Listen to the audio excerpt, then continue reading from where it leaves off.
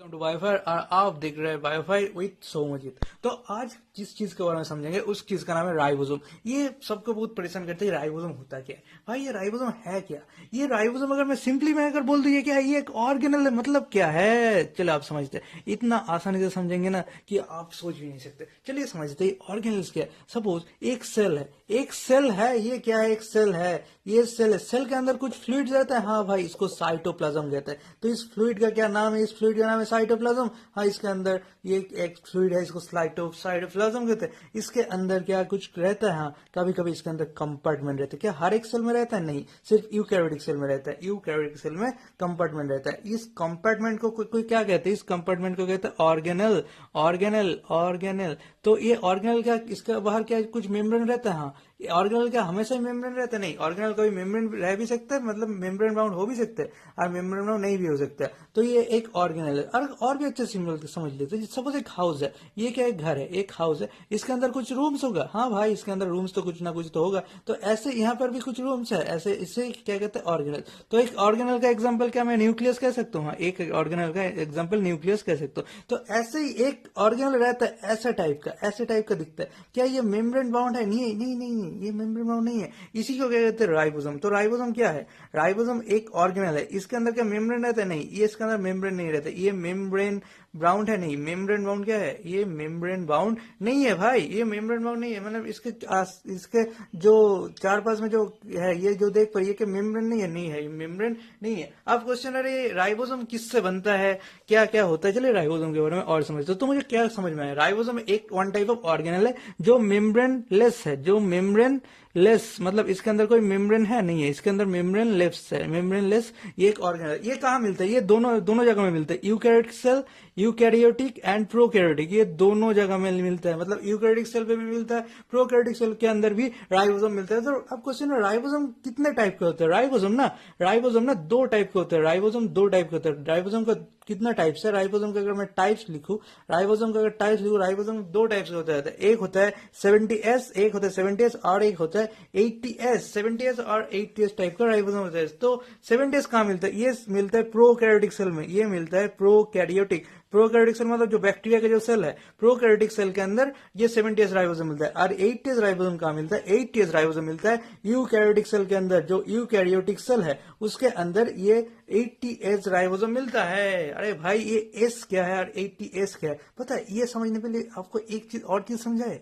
चलिए समझते हैं कि ये बनता किससे। ये दो तीनों चीजों से बनता है। एक होता है लार्ज सब यूनिट, इसे क्या कहते हैं? इसे लार्ज सब यूनिट कहते हैं। ये लार्ज सब यूनिट, और ये है स्मॉल सब यूनिट। ये स्मॉल सब यूनिट, जब ये दोनों एक साथ आते हैं तब ये राइबोसोम बनता है। सब यूनिट, इसे सब यूनिट कहते हैं। तो जो 80 राइबोसोम होता है वो किससे बनता है? वो बनता है आपका 60S plus 40S is equal to 80S।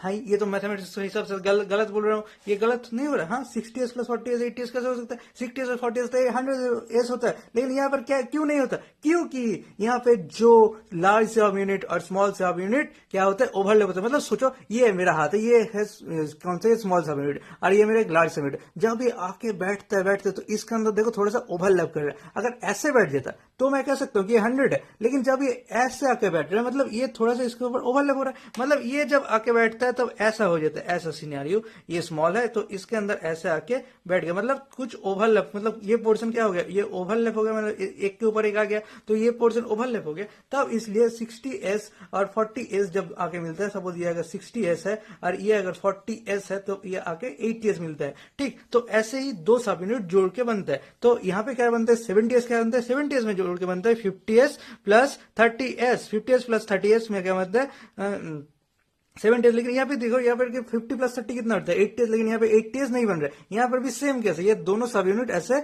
Overlap कर जाता है, इसलिए ये ऐसे बनता है। अब क्वेश्चन है, राइबोसोम कहाँ से मिला? तो ये समझ में आ रहा है कि राइबोसोम कहाँ मिलते हैं। साइटोप्लाज्म के अंदर, जो सेल का जो साइटोप्लाज्म है, वहां पे क्या मिल रहा है, राइबोसोम मिल रहा है। तो ये राइबोसोम को डिस्कवर किसने किया? डिस्कवर्ड बाय, ये किसने फाइंड किया?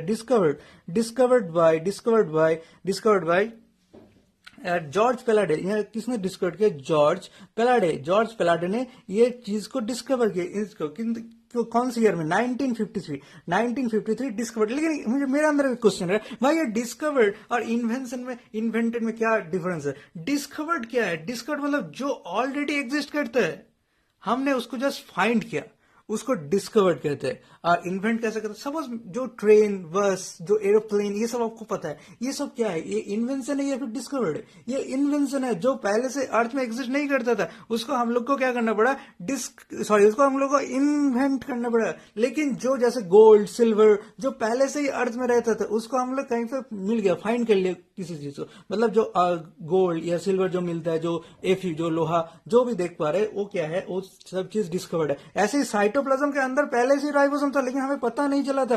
तो उन्होंने क्या किया, जो जॉर्ज प्लाट है, उन्होंने 1953 में उस राइबोसोम को डिस्कवर्ड किया। किससे क्या? नॉर्मल माइक्रोस्कोप था, जो हम लोग लैब में देखते हैं, जो जिसे कहते हैं कंपाउंड माइक्रोस्कोप, या फिर सिंपल जो और भी वीक होता है, या कंपाउंड, उससे क्या देखने को मिला? नहीं मिला भाई। ये इलेक्ट्रॉन माइक्रोस्कोप से देखने को मिला। इलेक्ट्रॉन माइक्रोस्कोप के थ्रू हम लोगों को ये देखने को मिला कि राइबोसोम नाम का भी कुछ पार्टिकल्स होते हैं। राइबोसोम कैसा पार्टिकल? ये डेंस पार्टिकल है। ये डेंस पार्टिकल ये किससे बनता है? ये भी पूछ लेते हैं, ये किससे बनता है? ये बनता है RNA plus protein, made up of RNA plus protein से मिलके ये राइबोसोम बनता है। और ये क्या है? एक इलेक्ट्रॉन माइक्रोस्कोप के थ्रू किन्होंने फर्स्ट फाइंड किया? जॉर्ज पैलाडे ने 1950। इसका कोई और भी नाम है? हाँ, राइबोसोम का और भी एक नाम है, इसको हम कहते हैं पैलाडेज पार्टिकल। इसको और एक नाम से भी बोलते हैं पैलाडेज पार्टिकल। ये भी समझ में आ गया। तो जॉर्ज पैलाडे के नाम से पैलाडेज पार्टिकल समझ में आ रहा है। तो अब समझ में आ रहा है, जैसे मैंने पहले बोला था कि दो टाइप का राइबोसोम होता है, 70S और एक होता है 80S। अब क्वेश्चन आ रहा है, ये एस क्या है भाई? ये एस क्या है? एस को कहते हैं सिडबर्ग्स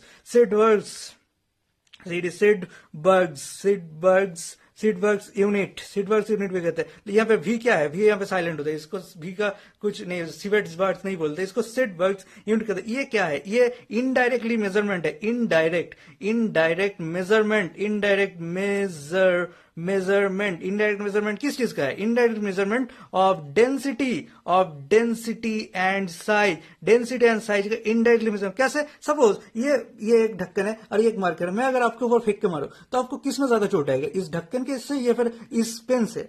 हाँ, आप जरूर कहोगे इस पेन से, क्योंकि ये डेंसिटी इसका ज्यादा। क्या मैंने इसका डेंसिटी को क्या मैं वेट मशीन में, या फिर डेंसिटी मास अपन वॉल्यूम, क्या मैं ऐसे इसको मैंने मेजर किया? नहीं, आपने इसे इनडायरेक्टली बोल दिया कि इसका डेंसिटी ज्यादा है। सपोज मेरे पास और एक ठो मार्कर है, और एक ठो सेम टू सेम और एक ठो, लेकिन मार्कर थोड़ा लंबा है। फिर मैंने दोनों चीज से आपको मारा, आपको किस में ज्यादा चोट आएगा? जो बड़ा मार्कर, जो जिसका लंबा है। तो इससे हम लोग को समझ में आ रहा है साइज और डेंसिटी, इससे हम लोग मेजर कर सकते हैं। ये कहते हैं सिडबर्ग्स यूनिट, या फिर इसे सिडबर्ग्स कांस्टेंट भी कर सकते हैं। ठीक, तो और एक बार हम लोग सोचते, तो हम लोग को क्या पता चला? हम लोग को पता चला राइबोसोम क्या है? एक ऑर्गेनल, उसके अंदर क्या मेम्ब्रेन होता है? नहीं, वो मेम्ब्रेन बाउंड नहीं होता है। राइबोसोम मेम्ब्रेन बाउंड नहीं। उनको किसने डिस्कवर किया? जॉर्ज पैलाडे। मुझे ये भी समझ में आ गया डिस्कवर्ड और इन्वेंशन का डिफरेंट, ये भी समझ में आ रहा है। ये कहाँ मिलते हैं? क्या दोनों में मिलता है? हाँ, यूकैरियोटिक सेल, प्रोकैरियोटिक सेल दोनों में मिलता है। और कहीं मिल सकता है? क्वेश्चन है, और भी कहीं मिल सकता है? हाँ भाई, यूकैरियोटिक सेल है ना, इसके अंदर जो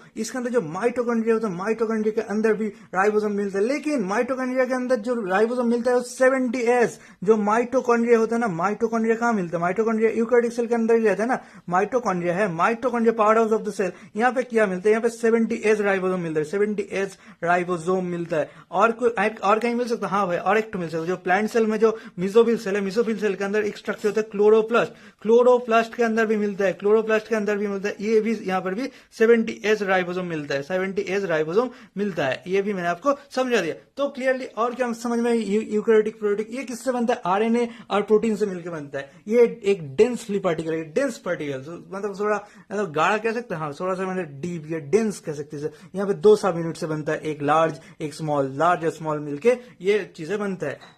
ओके, तो आया हो आपको समझ में आया, एकदम क्रिस्टल क्लियर हो गया, एकदम इजी वे से मैंने आपको समझा दिया। That's it for the today. Wait for the next upcoming और भी मोर एनर्जेटिक एंड मोर जोश, जो हर एक लेक्चर के अंदर, लेक्चर नहीं कह सकते, मतलब जो भी मेरा जो वीडियो बना रहा हूँ उसके अंदर आपको जोश जरूर मिलेगा। कुछ मिलेगा ना मिले, मतलब कंटेंट तो मिलेगा ही, लेकिन आपके अंदर ये समझ में आना चाहिए कि मैं बहुत एनर्जी से पढ़ा रहा हूँ। That's it.